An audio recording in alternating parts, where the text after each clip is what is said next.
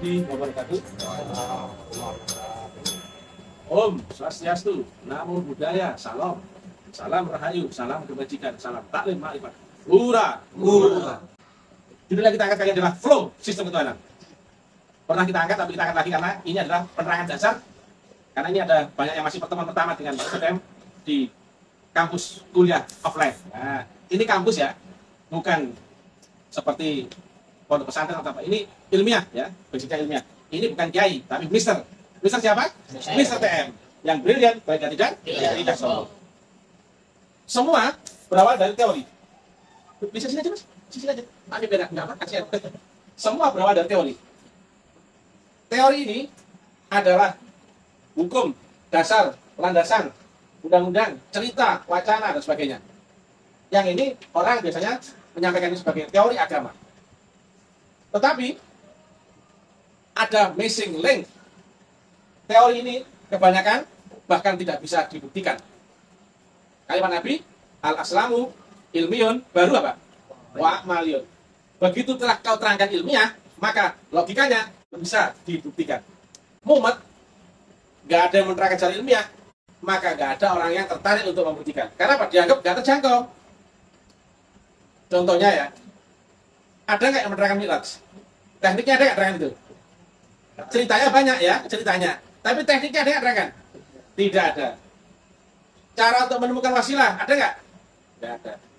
Mencari wujudnya Allah, ada nggak? Mencari Rasulullah zaman ini, ada nggak? Menembus akhirat sekarang, ada nggak? Melewati Siratal Mustaqim, ada nggak?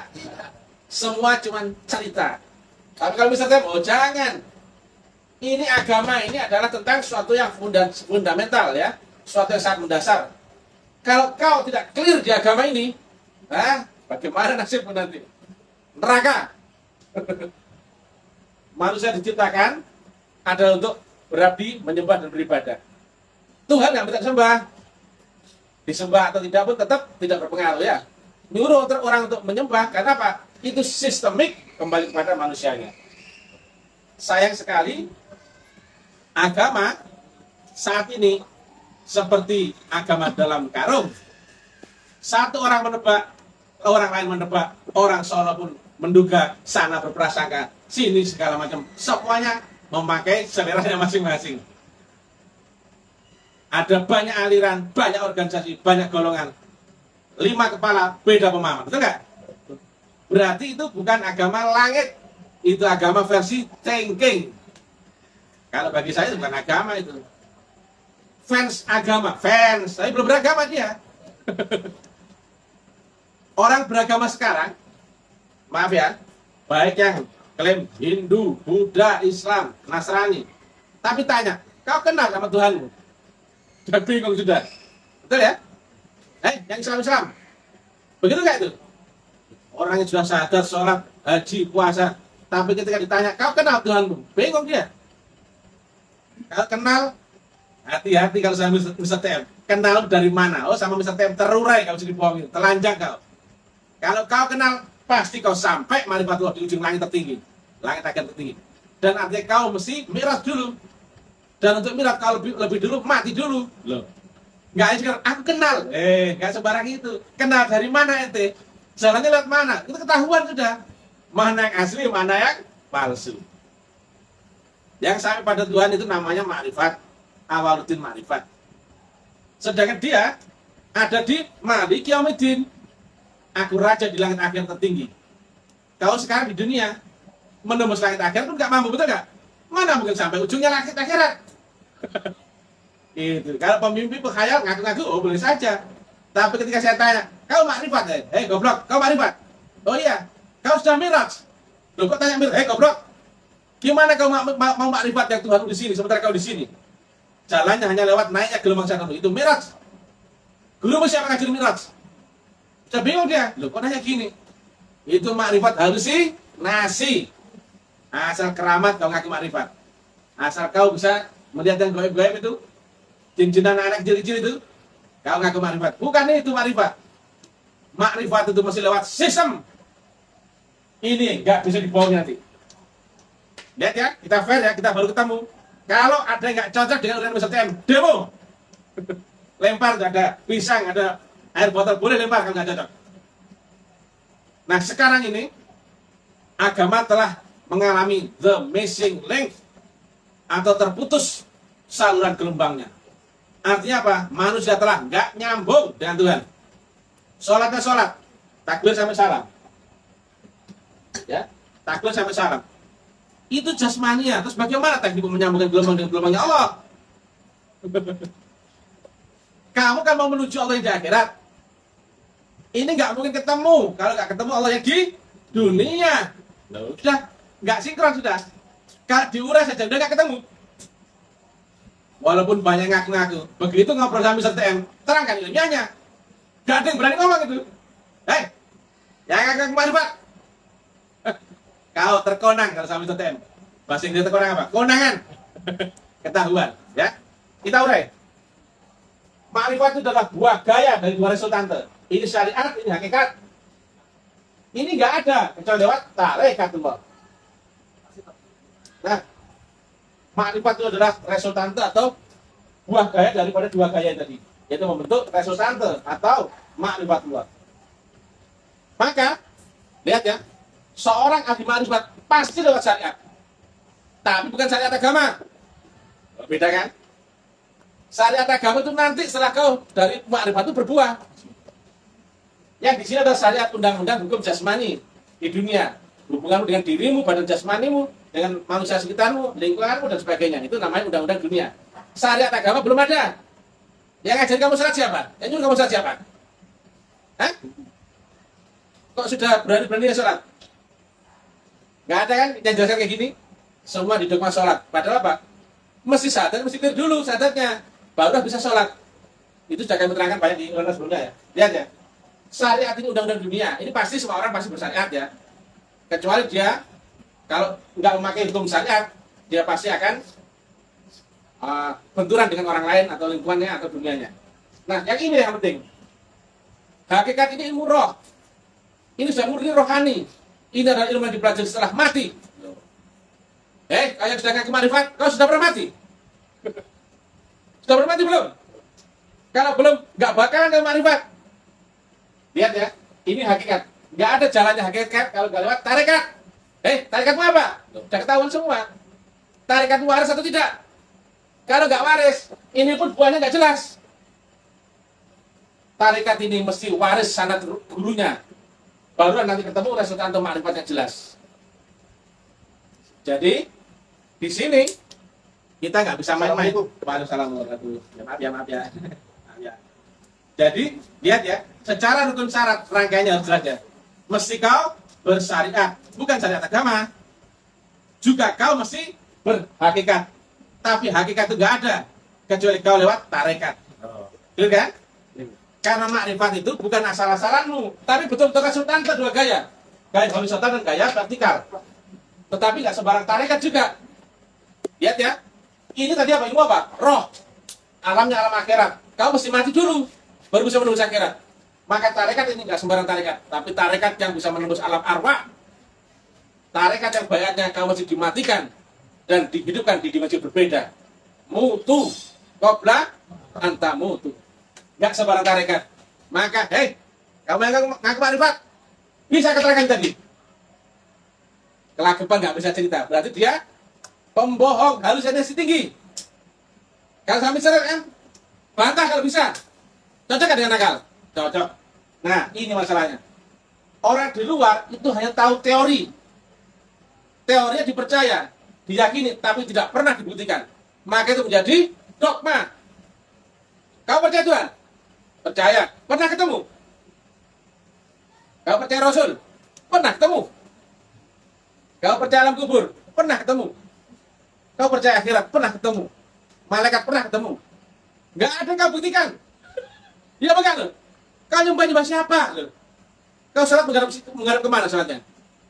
Ayo saya sampel ya, Pak yang ini. Sholat Pak. Yang keras Pak. Nyembah siapa Pak? Bagus. Nyembah Allah katanya. Sudah pernah ketemu Allah? Dia sifatnya adalah wujud, ya. Bukan gaib. Wah, sudah didahului. Namanya zahir dan batin, betul nggak? Berarti ada zahirnya, ada batinnya, betul nggak? dan dia sifatnya wujud, ada wujudnya, kok langsung dengan gaib gitu. Ya, itu ada zahir wujudnya. Sudah pernah ketemu zahirnya, Pak? Lantas syahadatnya Bapak menghadap siapa waktu syahadat itu? Asyhadu an la ilaha illallah, menghadap siapa? Allah ya. Allah yang mana, Pak? Wah, sama-sama dongeng itu. Allah yang maha besar, bukan itu, Pak. Pengalamanmu berinteraksi dengan Allah itu yang mana? Itu sama-sama cerita. Siapa cerita? Allah yang Tuhan Nabi Muhammad itu cerita. Kapan berinteraksi dengan Bapak itu? Nggak ada kan, Tante ya? Kalau ketemu wujudnya di dunia, barulah kau bisa syahadat. Aku bersaksi loh, ada yang kau saksikan. Karena apa hubungannya? Mau masuk ke sholatnya, ini wajah tuh, wajhiyah loh. Ada wujud ini yang kau hadap itu. Menghadapkan wajahku pada wajah Allah. Wajah menciptakan langit dan bumi. Ini harus ketemu ini wujudnya. Berarti masih menyembah nama A-L-L-A-H. Lihat ya, itu baru mau masuk ke sholatnya. Ini wajah wajah. Lihat di dalam sholat itu. Aqimis sholat li dzikri. Dzikir artinya apa? Ingat. Apa yang kau ingat? Ya bukan. Maka semua orang yang sholat tapi tidak kenal siapa Tuhannya, song. Kata siapa? Oh, kata cocoknya Mr. TM. Bodoh amat. Ya apa enggak? Maka begitu kau sholat, yang kau ingat apa? Pacarmu, pekerjaanmu, utangmu, kuncimu, jemuranmu, ya enggak? Engkau enggak pernah ketemu Allah. Apa yang kau ingat? Pasti kau ingat dalam satu adalah yang selain Allah, ya enggak? Logikanya nih. Kalau saya punya anak, namanya Kiki. Nah, enggak pernah aku tunjukkan fotonya. Enggak pernah aku tunjukkan orangnya. Bisa kau ingat? Hah? Alasannya kenapa? Nah, segampang itu pula lah kau sama Tuhan. Gimana kau mau menyembah sementara yang kau sebut nggak kenal? Minimal kenal wujudnya, ya kan? Song ya. Siapa yang nyuruh sholat itu siapa? Ada nggak perintah sholat? Sholat itu ibadah bagi siapa? Ayatnya bagi siapa itu? Bagi yang beriman. Sudah dapat iman belum? Iman bukan thinking, bukan pula keyakinan, kepercayaan. Bukan itu. Iman itu adalah nur yang dimasukkan dalam kalbu saat kau baiat. Itulah awal kau mulai beriman. Apakah enggak pernah dengar itu? Ada seorang badui menghadap Rasulullah Muhammad. Ya Rasulullah Muhammad, saksikanlah aku beriman kepadamu. Betul? Apa jawab Nabi? Belum. Kau belum beriman. Kau masih berserah diri. Iman belum masuk dalam. Saya tanya, apakah dia nggak percaya Nabi? Yang keras. Apakah dia nggak yakin sama Nabi? Apakah dia nggak melihat Nabi? Yakin, percaya, lihat, nggak laku. Itu sezaman sama Nabi Muhammad. Apalagi penghayal kayak gini. Itu kau terdogma. Yang nyuruh sholat siapa? Sholat itu bagi yang beriman. Karena apa? Ada rukun syaratnya. Tuhan nggak mungkin merintah kalau nggak memenuhi rukun syarat. Kau relatif, kau masih dalam dunia, nggak mungkin bisa nembus akhirat. Lihat mana jalanmu. Pernah bisa mirat saya tanya? Ya Pak Kak? Pernah bisa mirat? Prekedek. Bantahan kalau bisa. Tapi ya nggak pernah mirat, betul nggak? Pernah bisa sholat khusyuk? Ayo. Nggak pernah. Gimana mau sholat khusyuk? Syarat aja nggak memenuhi syarat. Itu dia. Kenapa nggak pernah nanya sama alim ulama? Nggak pernah ada yang jelaskan, ya Kak? Hanya diperintah sholat, kasih iming surga, ya Kak? Itu kewajiban, ya Kak? Kenapa nggak diterangkan flow-nya, masuk akalnya? Inilah yang akan kita garap. Jadi itulah gambar umat sekarang. Orang hanya tahu teori, pengetahuan, yang diyakini, dipercaya, tapi tidak pernah bisa dibuktikan. Membuktikannya lo nggak tahu. Lihat mana jalannya. Inilah jalan untuk membuktikan metodologi ma'rifatullah. Jadi kau akan naik saksi semua kan? Semua yang dialami oleh nabi-nabi dan rasul dahulu. Semuanya jelas ya. Inilah bedanya sama kampus yang bisa TM. Teori ini diterangkan secara ilmiah, tidak dogmatis, logis, dengan analog-analog yang masuk akal, sesuai dengan sudut pandang zaman ini, existing zaman, dan ilmu pengetahuan sekarang. Juga tentunya dengan dalil dan hadis, Quran dan hadis. Semua dipakai. Maka uraian masa TM nggak bisa dibantah. Orang Hindu pun cocok, Buddha pun cocok, Muhammadiyah cocok, NU pun cocok, gitu loh. Ilmiah di konsumsi publik, nggak pakai bisik-bisik lagi. Dan pun tetap percaya diri, loh. Ya, teori ini kalau ilmiah berarti sudah standar publik. Nggak ada versiku, nggak ada versimu, gitu loh. Tadi kan gitu, sholat versinya sana, ini sana. Tapi nggak pernah dibuktikan. Hubungannya setelah ilmiah nanti adalah amaliyah. Nah, orang lain hanya punya teori. Habis teori terus ngapain? Ya apa enggak loh? Apa kau bisa membuktikan kubur dengan teorimu itu? Apakah kau bisa membuktikan surga dengan teorimu itu? Hah? Pernah kau buktikan? Teori cuma teori, goblok. Teori lanjutannya adalah pasti lewat metodologi. Nah, inilah yang penting. Inilah ilmu tarekatullah. Di sini kau akan dipertemukan dengan rukun syarat, teknikal, dan saluran gelombang. Misalkan kau mau ke Gresik, Jawa Timur, ke kampusnya Mr. TM yang brilliant baik dan tidak sombong, kau diberilah izinnya, SIM, kendaraannya, jalur jalannya, gurunya, tekniknya, gitu loh. Itu di metodologi. Maka lanjutannya dari metodologi adalah praktikal di sistem adaptasi yang disiplin, yaitu di hakikatullah.